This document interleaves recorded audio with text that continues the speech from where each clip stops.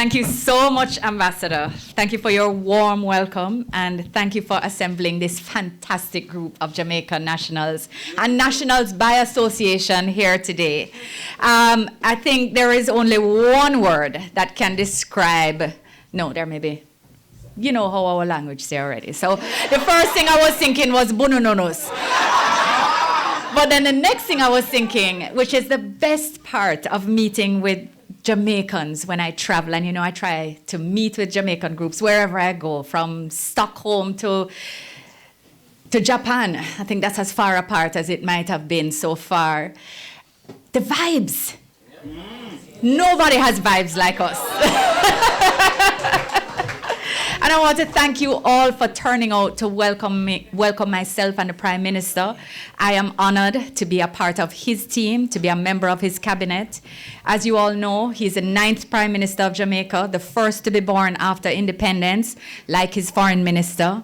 He is, we're not dating anybody, but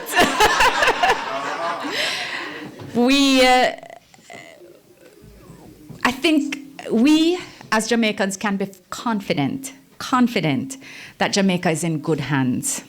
The Prime Minister has a vision for us, a vision for shared prosperity, for inclusive economic growth, and for meaningful job creation.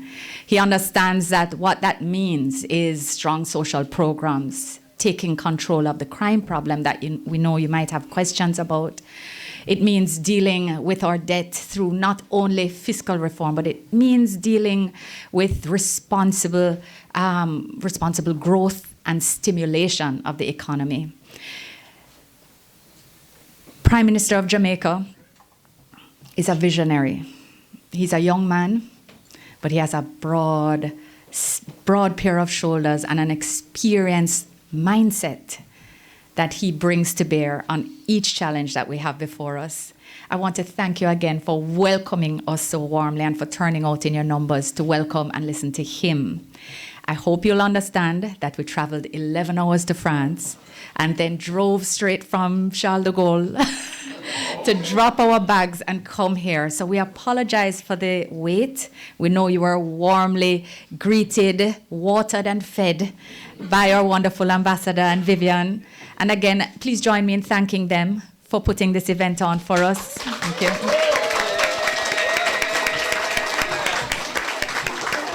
And my job is not to go on very much more, except to ask you to please remain upstanding and join me in warmly welcoming the Most Honourable Andrew Holness, Prime Minister of Jamaica.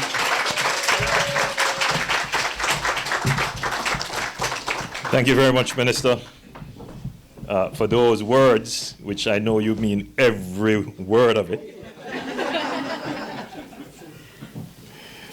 Thank you very much, Ambassador, and Vivian. You have opened up Jamaica House.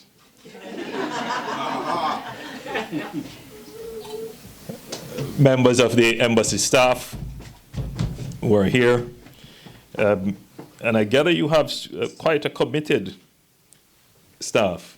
And in fact, there is one lady that I should acknowledge.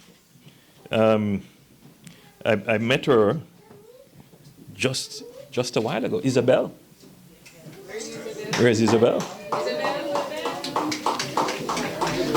Isabel?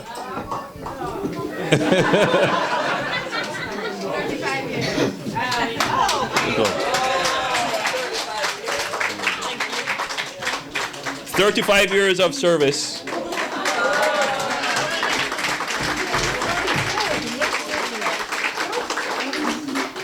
So by now, she is a Jamaican. And I have committed to ensure that you have your Jamaican passport, and I will sign it personally.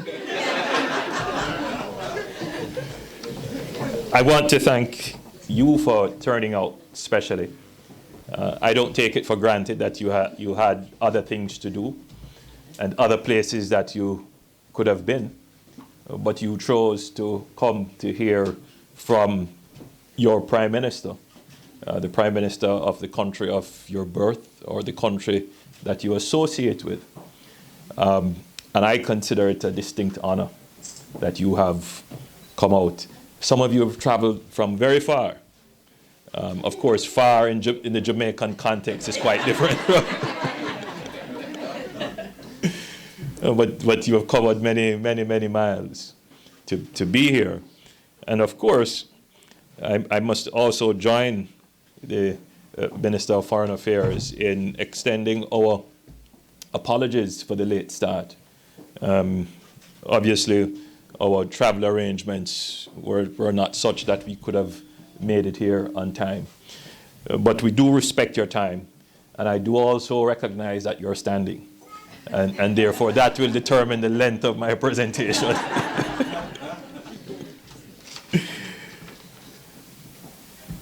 The concept of Jamaica is not limited to a terrestrial definition. We're an island, obviously, but you could also consider us to be we're a small island, but we're not really a small country. If you consider the size of the country in terms of our ocean boundary, especially our economic zone, our exclusive economic zone, we would probably be about the size of Germany.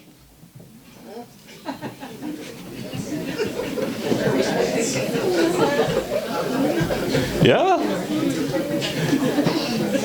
I'm just saying that so that the Jamaicans who are here start to deconstruct the knowledge that they've had about their country. So the territory in the Caribbean Sea over which we have jurisdiction is 25 times the size of our terrestrial border.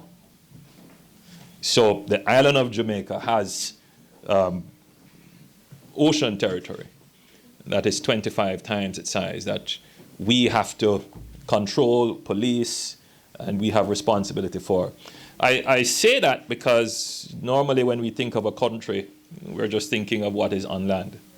But now the blue economy, which I'm certain you're all hearing more about, is becoming more important, particularly as other countries are discovering oil reserves, precious minerals, and indeed treasure in those seas. So Jamaica is, yes, a small island state, but it has huge potential. But we're not just limited to the land. So Jamaica is also a spirit.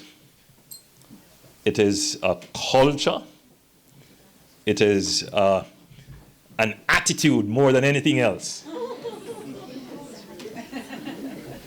So we have long defined this attitude. We say we're little, but with talawa. That actually came from Nanny of the Maroons. And of course, Nanny is, some say a mythical warrior, some say a real warrior woman who challenged the British at the time.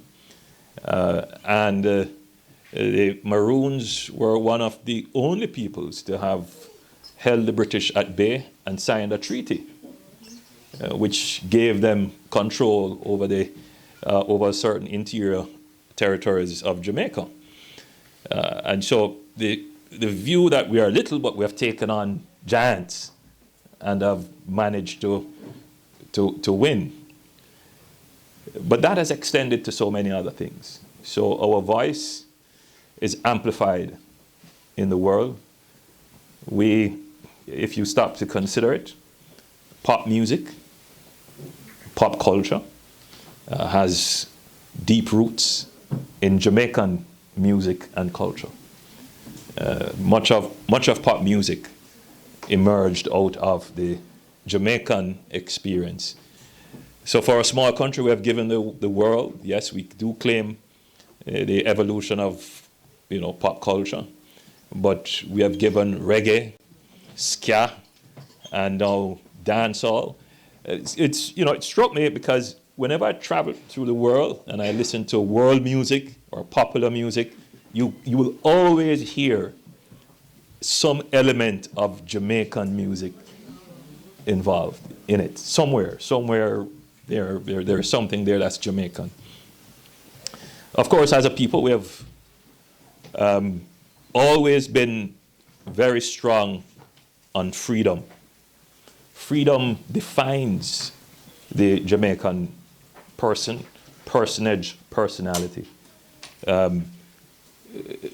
We come from a history of enslavement, obviously. But we have totally, as a people, rejected that. And what we believe in is freedom. And that is the constant struggle of our people. The struggle for freedom has evolved. So, as we transitioned out of colonial times, the word we began to use was independence. We're struggling for our independence. And 50 years ago, the struggle was our political independence, the ability to exercise our sovereignty as a people over our destiny.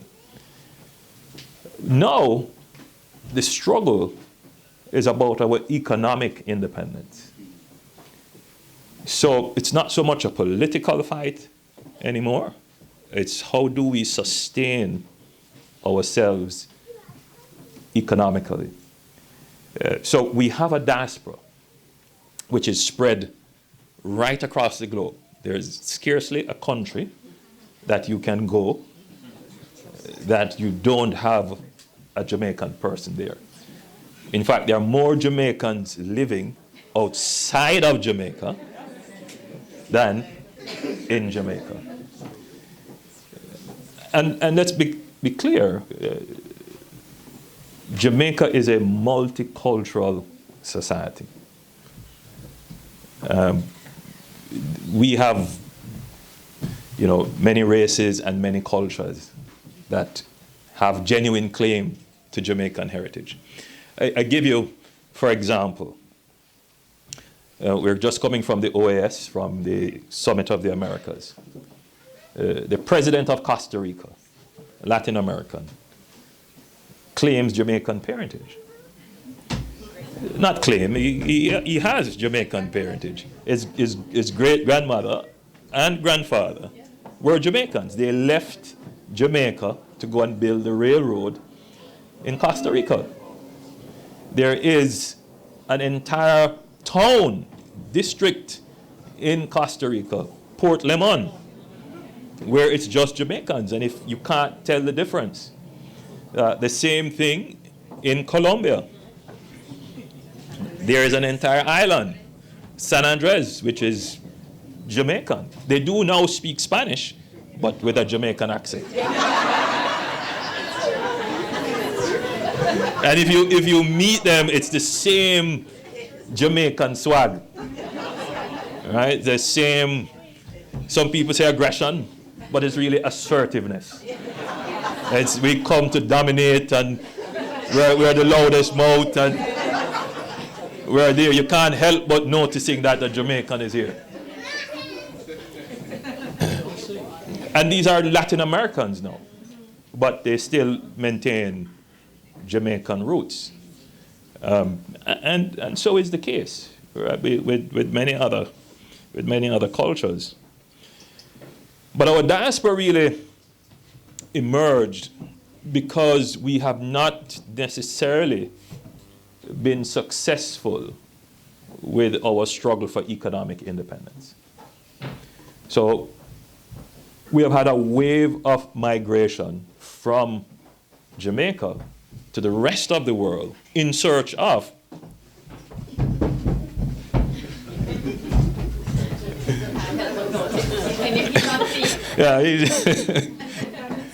but in search of economic independence. Whether it is from the early days of mass as they call it, recolonization from the colonies to Europe, or in the 80s, again, seeking opportunities in the 90s and now, before many countries have now started to tighten up their immigration policies. Jamaicans have been moving. And it will probably continue for some while to come.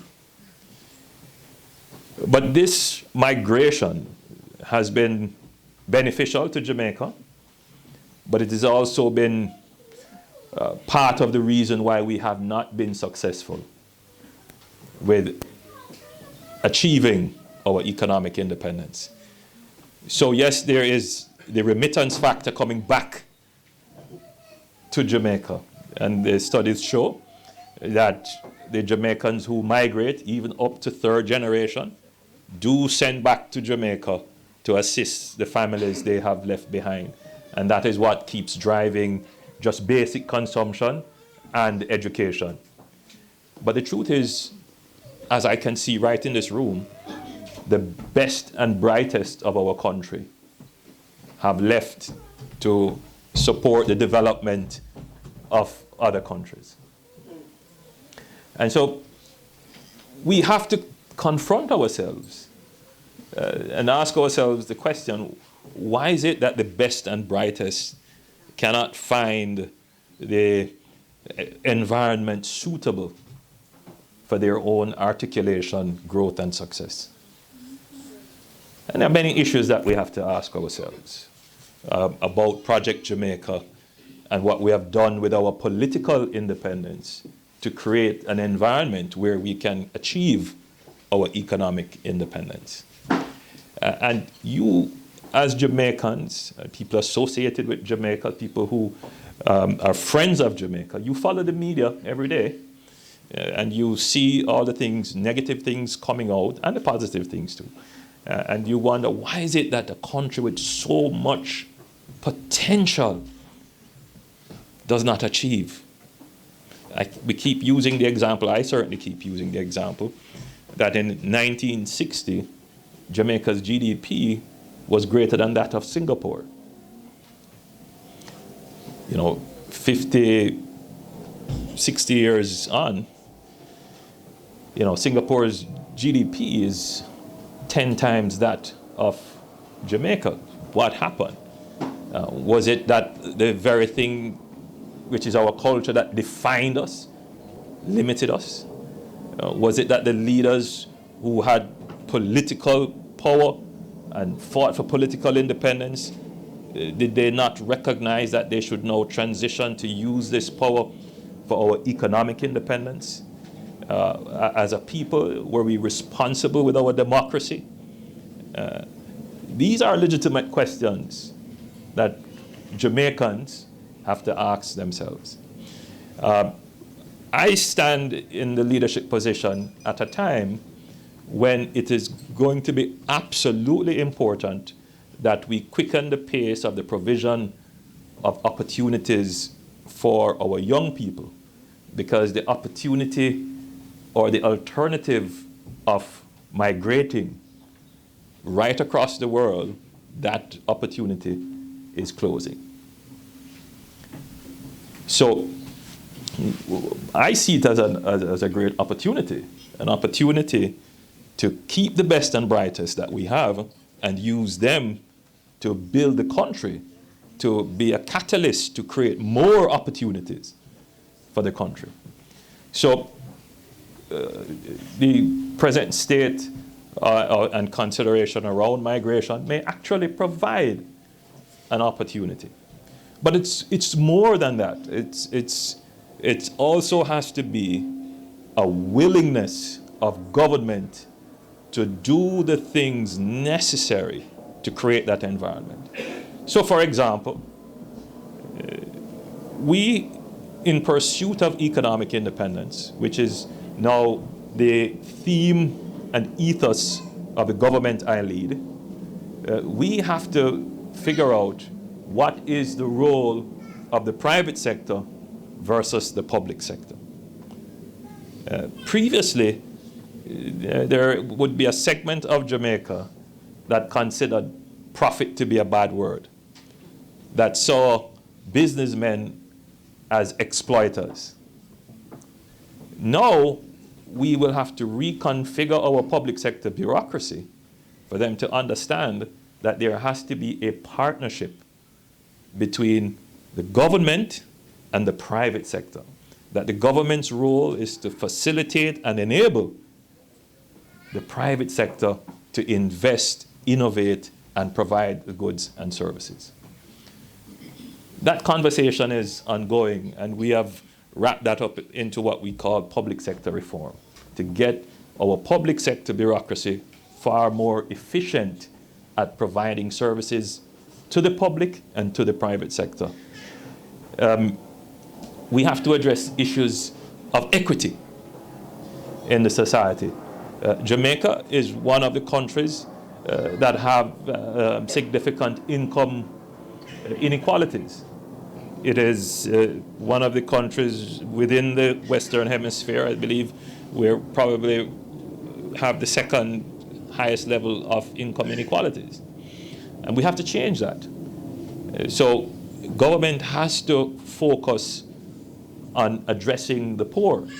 We have to put in place pro-poor policies, social safety nets. But we also have to recognize that the only way to help the poor in a sustainable way is to grow the economy. That merely focusing on distribution is not a long-term solution to the problem. The long-term solution to the problem is to grow the pie. So let's figure out how we're going to grow this pie and stop quibbling over, who should get what free and who shouldn't get what. And I think that conversation is almost settled in the Jamaican environment. And the government that I lead, we have settled on children should have access freely to education up to the high school level, that Jamaicans should have access to health care in the time of need, free access, but should make a contribution to a health plan, which is what we're working on now, that persons who are assessed as being in need of support, we call it the PATH program, which is our social safety net program, and that we should support them in health and education and a minimum consumption level. So we're answering those questions of equity in the society. But what has seeped into our culture, and it's probably easy to do that because there is a high level of competitiveness in our culture. We're very competitive people. That explains why we run so fast and do so well in athletics. But we are also assertive, and people sometimes mistake that for aggression. But violence has become a feature almost of our once very peaceful culture. And built within that violent environment is crime. And I couldn't stand here and pretend that that is not an issue. And I suspect that when you come to the question and answers, that you will be raising questions on crime and what's happening in Jamaica with crime. We're concerned about it. But we don't believe it's something that we can brush under the carpet and ignore. It is a real problem that requires real and immediate solutions. We have tried to deal with the problem in the past, which sometimes was not as respectful as it should be of human rights. And we are now very sensitive to that. And so this government has put in place several policies and initiatives to address the crime problem. But we have done so always respecting the Constitution and the rights that the Constitution gives to our citizens, but more than that, respecting human rights in general. And that's a big feature of our government. We are making progress in dealing with the crime issue. We have had to use emergency powers to address some of the areas that have been affected. And those powers have been used with the greatest consideration. There has been no serious complaint about abuse of state power. And we don't intend to have that ever affecting us or blemishing our international reputation. So we're sensitive of that, and we want Jamaicans overseas to be able to hold their heads up high in any forum, because the country that you come from, the country that you associate with, is a country that is respectful of the dignity of the human personage. In terms of economic growth, we have not seen the robust growth that is necessary. We have, for the last 40 years, not had sustained growth. But we are now turning the corner. For many years, our economic policies and our leaders who have put those policies together have consumed without regard to how this will be paid for. So successive governments have run deficits and have not been fiscally responsible or disciplined. But now it falls to this generation to pay for the consumptions past. Now, it's one thing if all the consumption was meaningful or useful, and I can't tell you that all of it was. Some of it was wasted, and some of it went to corruption. So we didn't get all the benefit of the consumption of the past. So now we have taken a very strong stance against corruption. Yeah. All right. So we've taken a very strong stance. Look at this. Look at it. We have taken a very strong stance against corruption, but also a very strong stance for efficiency.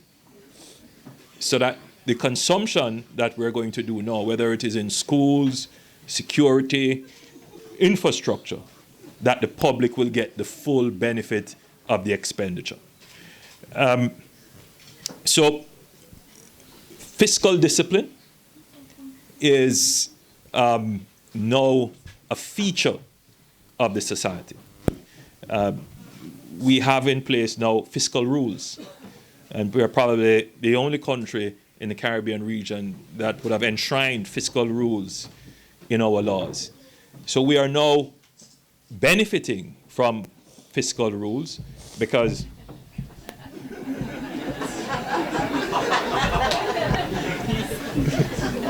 yeah, he was quite comfortable.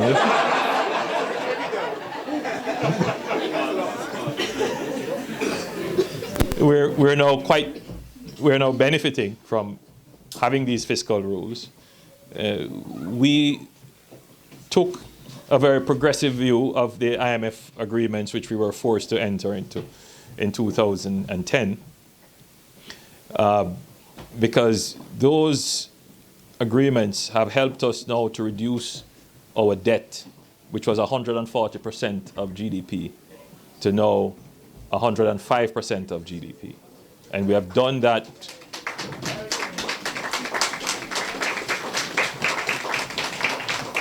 we have done that by making another sacrifice, which is instead of keeping a deficit, we have kept a primary surplus of 7%, which is high wherever you go in the world. If you do 7%, that's very high. In other words, we have decided to pay back a significant portion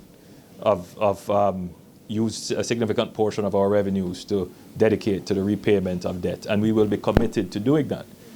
As we move into the future, reducing our debt burden, it will give us greater fiscal space. This time, we won't waste it. This time, if we dedicate $1 to infrastructure, you should be able to identify $1 of infrastructure. If we spend $1 on security, you're getting the full value on security. So we have the commitment to curb corruption, increase efficiency, and make good policy for the benefit of the people. So I want to leave with you the positive outlook that yes, there are challenges, but I think finally we're at an intersection in history where we're going to make the right turn this time, and we're going to get on the runway and we're going to take off. And Jamaica is going to be the place of choice for you to want to come back, raise your families, do business, and retire in paradise. God bless you.